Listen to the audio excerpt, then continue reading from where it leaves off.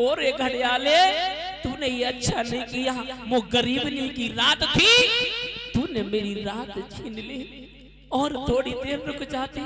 माताओं, जिस माँ को एक रात 1 महीने के बराबर लगती थी, आज मैया को जान नहीं पड़ी कि महाराज रात कितने समय व्यतीत हो गई। मेरे श्रोताओं, आज रानी उत्तानपाद जैसे ही चले, उत्तानपाद ने कहा ऐसा है मुझे जाने दो, अगर कहीं बार नागिन जग गई ना तो सब करे कराए पे पानी फिर जाए।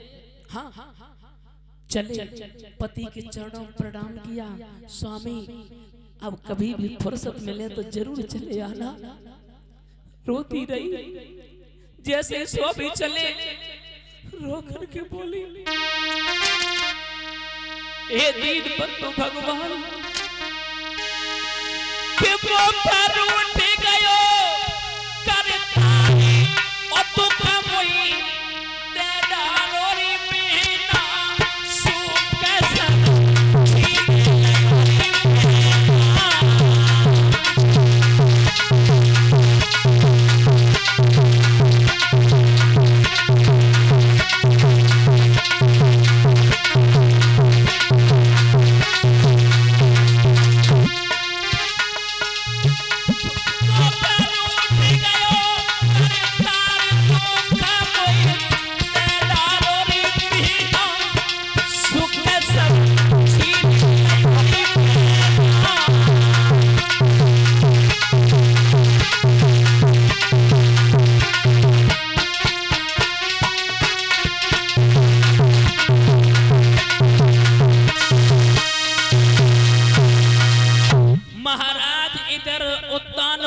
चले।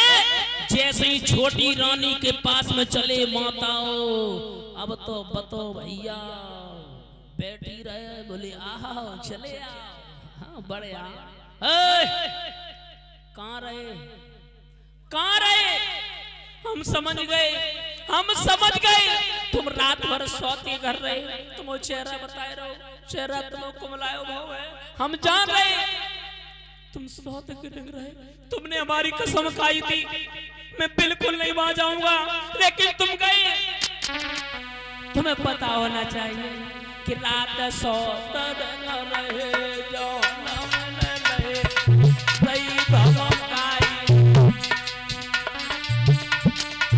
दिन की करियो याद कसम मेरी भाई।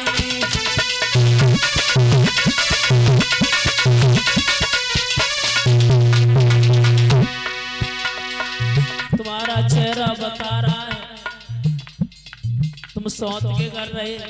हाँ, अगर तुम सौत के इधर जाना चाहते थे तो हमें पहले बता देते।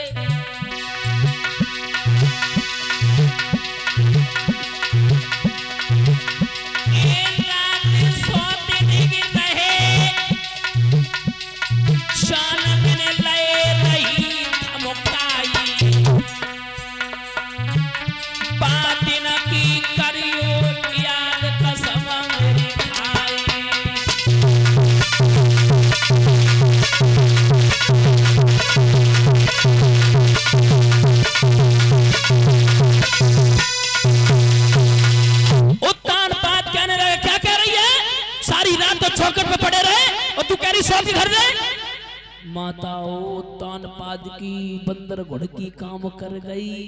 कहने लगी, रानी बोली स्वामी जी वो तो मैं ऐसी कह रही थी, एक काम करो, हमने देखो भोजन बना लिया, देखो तुम शिकार खेलने गए, तुम टमाटर जैसे गालते छुआरे जैसे हो गए, एक काम करो जे चलो चलो खाना खाए थे। मेरी कथा के प्रेमी सज्जनों, समय व्यतीत होने के बाद में विद्वानों का मत है कि दोनों रानी गर्भवती हो जाती है। बोलिए गोविंद भगवान की। एक छोटा सा भजन बोलेंगे सभी भक्त ताली बजा करके, उसके बाद भगवान की पावनमयी कथा सभी भक्त ताली बजा करके बोलेंगे।